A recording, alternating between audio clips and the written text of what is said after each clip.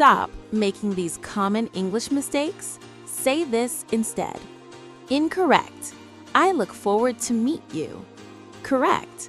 I look forward to meeting you. Incorrect. The population of New York is bigger than London.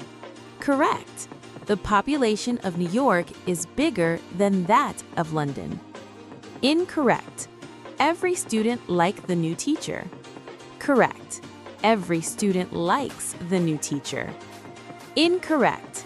He married with a doctor. Correct. He married a doctor. Incorrect. I have a good news for you. Correct. I have good news for you. Like, comment, and subscribe for more English.